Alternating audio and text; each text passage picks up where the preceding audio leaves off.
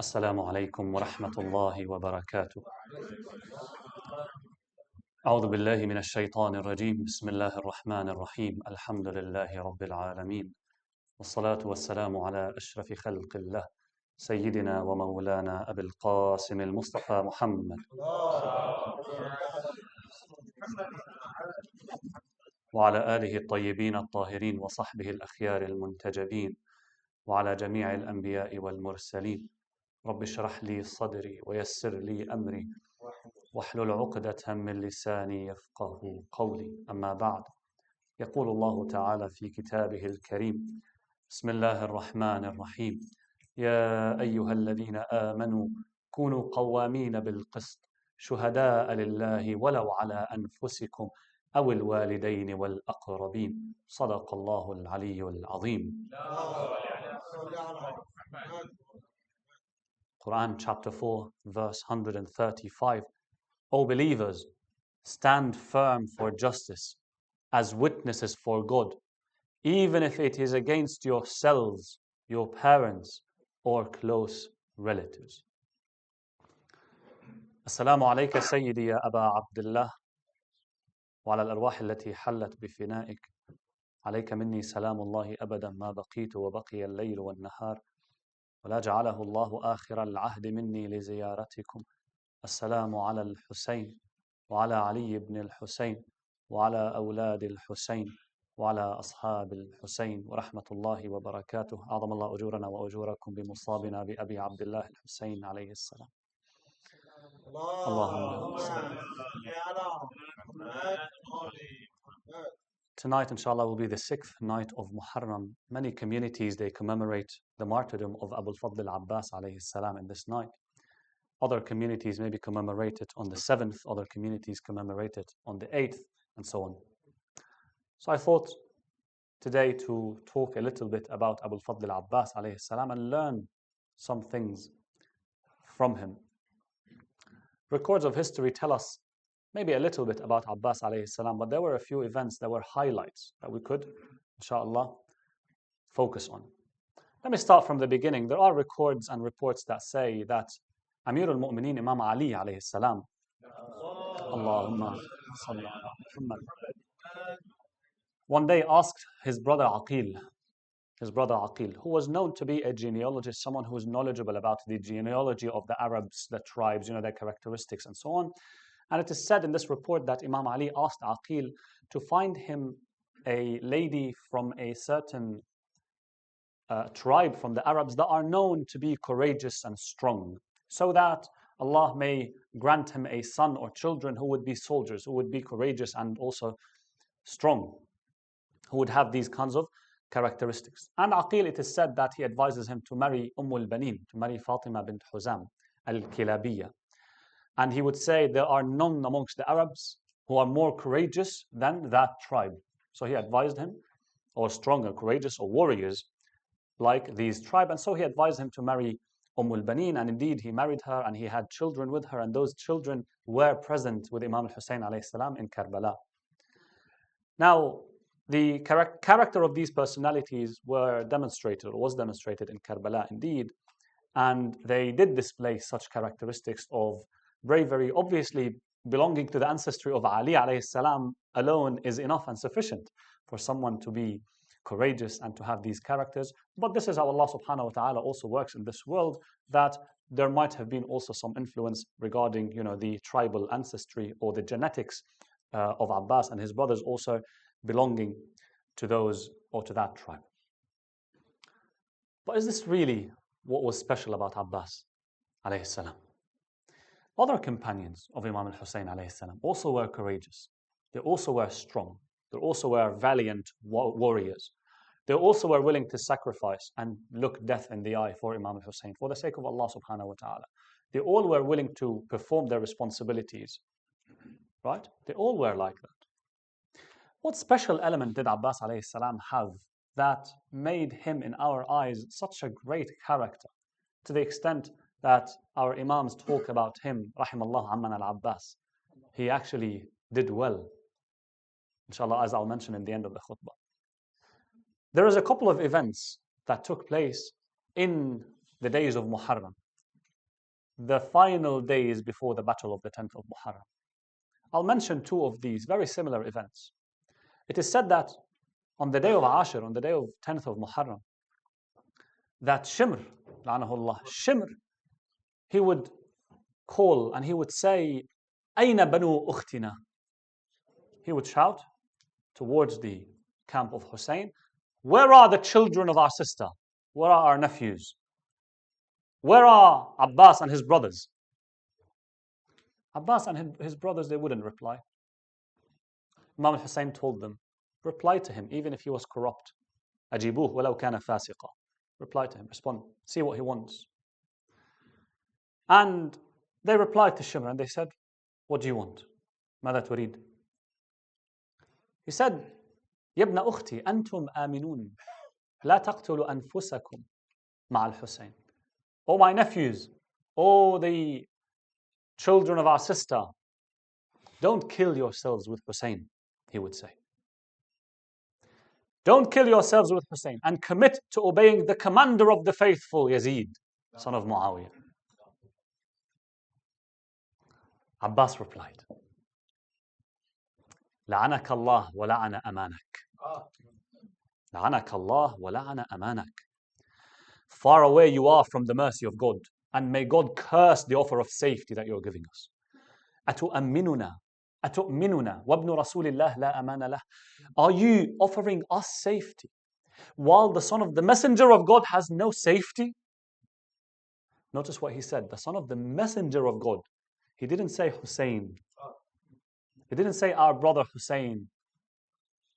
To highlight what this battle is all about. This Hussein is representing the messenger of God. They didn't even call him the prophet of God, the messenger. Ibn Rasulillah. Do you give us the offer of safety while the son of the messenger of God has no safety? وَتَأْمُرُنَا أَن نَدْخُلَ فِي طَاعَةِ اللُّعَنَاءِ وَأَبْنَاءِ اللُّعَنَاءِ وَأَوْلَادِ اللُّعَنَاءِ. You ask us to enter into the obedience of the cursed ones and the children of the cursed ones? Is that what you're asking? This way Abbas showed, that was the first episode, or one of the episodes, one of the events, the circumstances that Abbas showed his inner self, his true side, as inshallah I will elaborate. The other event, not only did Shimr offer Abbas verbally the offer of safety, no, he conveyed a letter, a written letter from whom? From the governor of Kufa, Ubaydullah bin Ziyad himself, sent a letter with some of the uncles, maybe not Shimr actually, some of the uncles of Abbas from his mother's side, from that tribe.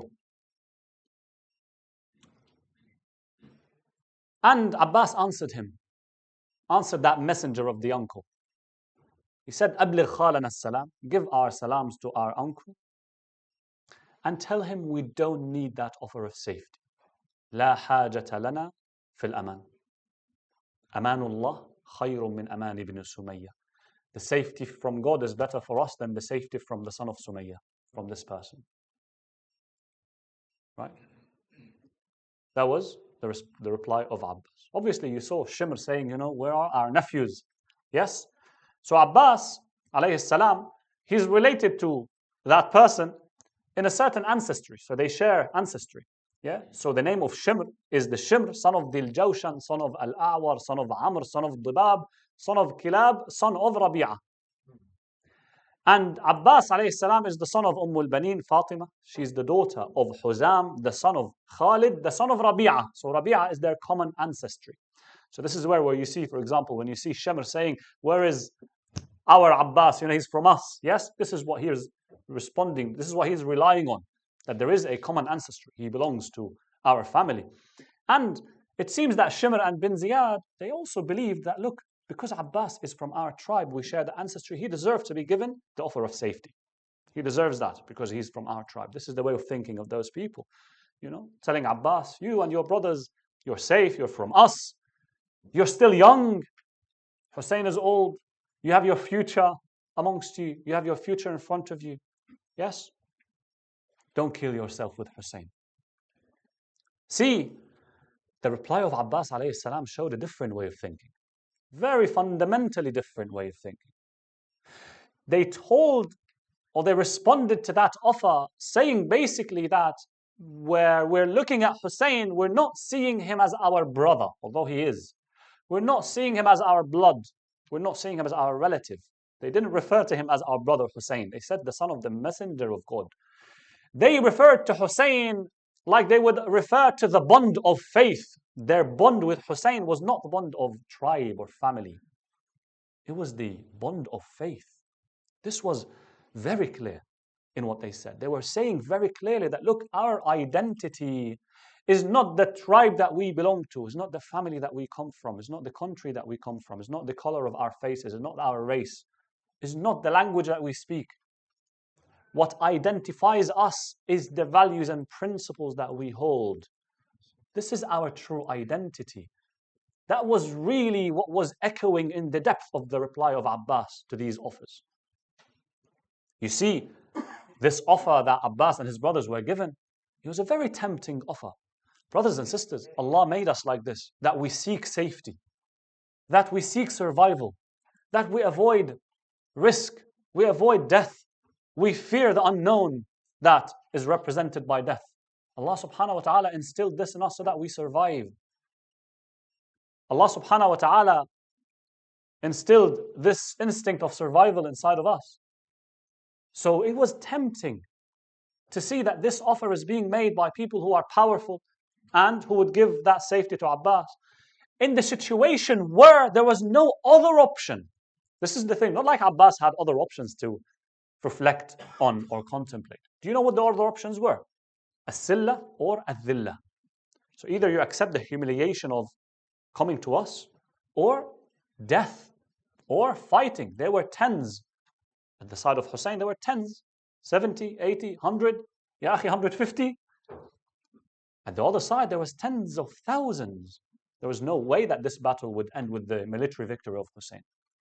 So these people, they are seeing death in front of them on that day or the next day. Their army, low numbers, low equipment. The other army, great numbers, great equipment, finance, money. The threats on the other side. There's no other option. So not that Abbas is rejecting that offer of safety, because there is something else. The something else is death. Is death. And this is where you see the true stance that those people took in these times. In these circumstances, the true inner side of Abbas manifested and shown. In the difficult times, in the very, very difficult times, these people were ready to sacrifice their lives. That was their reply. No, we choose death. We would never compromise what we believe to be our true identity, and that is bonding with Hussein according to faith, according to our message. What is the value otherwise of belonging to a tribe? When you compromise what makes you truly a human, what will bring you? What will tribal affiliation bring you? So this is why, my brothers and sisters, in our education, we focus on disciplining ourselves much, much earlier than the times where the difficult situations arise. We can't say that, look, if I were at Karbala, I'll do what I should do. I'll sacrifice my life. In fact, it doesn't start there. It starts years and years and years later. It starts years and years before. You discipline yourself, you train yourself since your childhood. This is why we educate ourselves as early as possible. We train ourselves so that we are not people who act on impulse. My tribe are waging a war, I have to join them. My family are enemies with that person, I have to be enemies with that person. Why? Just my family. That's the reason. Okay? That's not how we should be educating ourselves. You need to think about the reasons. You need to engage your intellect. You need to be impartial. As Allah says, you need to observe justice. I'll mention a story mentioned in Kafi actually. A narration from our sixth Imam, Al-Imam As-Sadiq alayhi salam. Allahumma salli ala Muhammad. Where he would say, someone came to the Messenger of God, the Holy Prophet Muhammad, peace be upon him and his family. That person said, Ya Rasulullah, allimni, O Messenger of God, teach me, advise me, teach me. the Messenger of God says, اذهب ولا تغضب. He said, go, but don't be angry. Meaning, don't work impulsively. Don't act upon impulse. And go. The man said, that's sufficient for me. That deep advice is sufficient for me. I'll take it. And in that narration, it is said that this person went to his family and his tribe, and he realized that his tribe are arming up themselves. They're taking up arms because they're fighting another tribe. They're fighting another family. So they prepared themselves, and he actually started preparing himself with them. My tribe are engaging in a war. I have to be part of it. They're my family. They're my people. And then he stood with them. And as soon as he did, he remembered the words of the Messenger of God. And he remembered where he said, لا تغضب. The narration says, فَرَمَى سِلَاحَهُ. He dropped down his weapon. He dropped it down. فَرَمَى السِّلَاحَ. And then he walked towards the people who are allegedly what? Their enemies now. He walked towards them. And he spoke to them. And he said, look, O people, if you have a right upon us, if our family, if my family, my tribe have wronged you, have killed someone from you, have wounded someone from you, and I can pay it with my money, I'm here to pay it. When that tribe saw that this person is speaking calmly, with reason, they said, no, you're being generous. We are more worthy of being generous. You're forgiven. And it stopped. And it is said, فَاصْطَلَحَ الْقَوْمُ وَذَهَبَ الْغَضَبُ. Both people reconciled, and the anger and the rage disappeared. لا تغضب. Just don't be biased. Don't act impulsively. Allah subhanahu wa ta'ala wants us to be like this. Allah subhanahu wa ta'ala, in the verse that I mentioned at the beginning, O believers, stand firm for justice as witnesses for God, even if it is against yourselves, or your parents, or your close relatives. What are the strong bonds that we have in this life, in our world? Our bonds to our family, our brothers, our fathers, mothers. Very strong bonds. You can't imagine of being closer to someone by this measure of bond. But Allah is saying, no, there is a stronger bond that should be than that. And that's the bond of what? Values, principles, justice.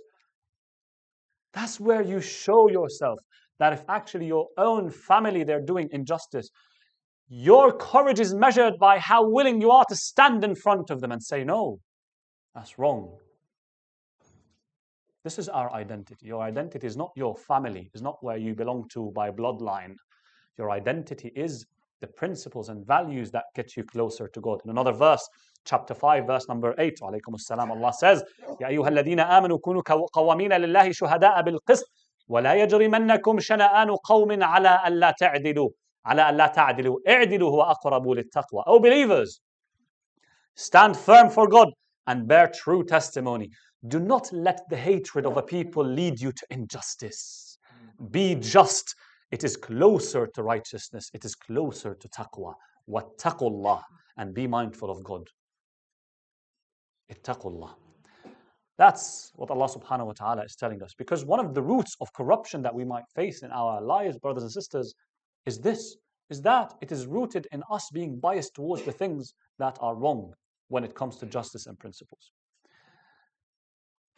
So what do we learn from Abbas alayhi salam? Abbas, he demonstrated these couple of verses on that day.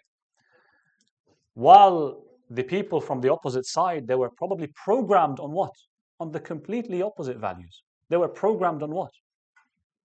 My tribe is this, they're waging war against the grandson of the Rasulullah. I joined them. My family are taking up arms and decided we have to be on the side of Yazid. I joined them. They were programmed like this. To the extent that actually Shimr and bin Ziyad, they actually believed that we would be able to sway Abbas and his brothers towards us. They actually believed it. And they were acting according to it. When these plans actually worked on so many people, they did not work on Abbas. This is why we need to educate ourselves. We need to educate our children as well. To be like Abbas, people who are principled and values. Principled on values. A narration that our sixth Imam, Imam al-Sadiq alayhi salam, Allahumma salli ala Muhammad. in which he describes Abbas. He would say, كان عمنا العباس نافذ البصيرة. Our uncle Abbas had a sharp vision, a sharp insight. Sharp insight. He's not confused when the dust is filling the room. He still knows what to focus on. كان نافذ البصيرة. He does not fall prey to propaganda. He does not fall prey to the plots of the wicked enemies. نافذ البصيرة. He knows where he should stand, and he knows very well. صلب الإيمان. Strong in faith. صلب الإيمان. Nothing would shake him. صلب. صلب. Hard, like metal, like rock. That's how his faith was. جاهد مع أخيه الحسين. He struggled with his brother Hussein عليه السلام وأبلى بلاء حسنا, and he did very well. ومضى شهيدا.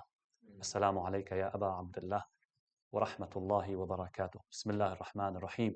والعصر إن الإنسان لفي خسر إلا الذين آمنوا وعملوا الصالحات وتواصوا بالحق وتواصوا بالصبر.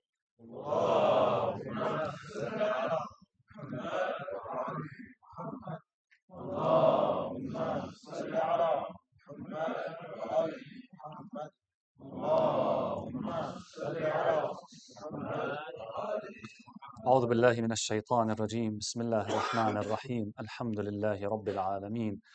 اللهم صل على محمد عبدك ورسولك وأمينك وصفيك وحبيبك وخيرتك من خلقك وحافظ سرك ومبلغ رسالاتك. اللهم وصل على علي أمير المؤمنين ووصي رسول رب العالمين عبدك ووليك وأخي رسولك وحجتك على خلقك وآيتك الكبرى والنبأ العظيم. وصل على الصديقة الكبرى فاطمة الزهراء سيدة نساء العالمين.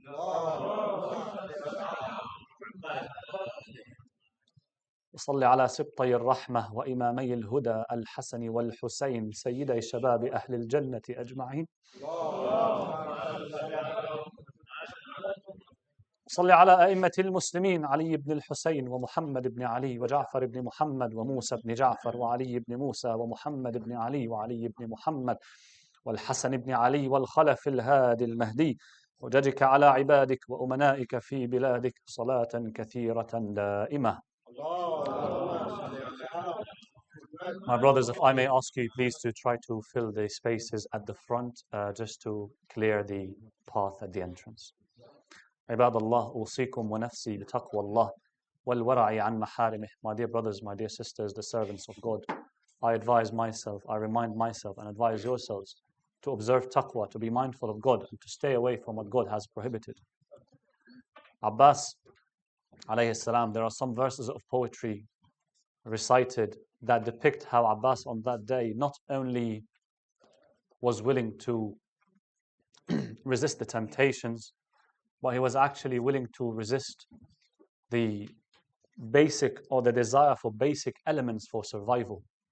We remember those verses of poetry. يا نفس من بعد الحسين هوني وبعده لا كنت أن تكوني هذا حسين وارد المنون وتشربين بارد المعين. Abbas would recite, as it is said, myself is cheap after Hussein.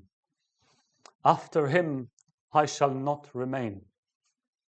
This is Hussein about to meet his fate, and the sweetness of water I am to taste. By God, this is not what my faith taught me to behave, or how my faith taught me to behave. When people were circumnavigating the Kaaba at that time of Hajj before the events of Ashura, reciting Labbaik Allahumma Labbaik, Labbaik la sharika laka Labbaik, a poet draws this picture for us, where he would say, obviously, that Hussein had to perform and recite a different talbiyah, different Labbaik, as he had to convert his Umrah or his Hajj into a Umrah Mufrada. Hussein, as he had to leave the house of the Lord to head to the Lord of the house, he performed his talbiyah, saying Labbaik with his heart. Hussein, as this poet says, he would respond to the call of God by saying Labbaika. The poet says Hussein's heart would say labbaika by separating from our homelands for you. Labbaika by separating from the grave of Rasulullah for you. Labbaika that I, the grandson, am now alone, estranged, with no house. Labbaika that I am now being expelled from your holy house. Labbaika with my share of thirst and dry mouth on that day. Labbaika with the whistling sound of my dry breaths on that day. Labbaika with my children's cries, deprived of any water sip. Labbaika with my Zainab's shoulders taking the strikes from the whip.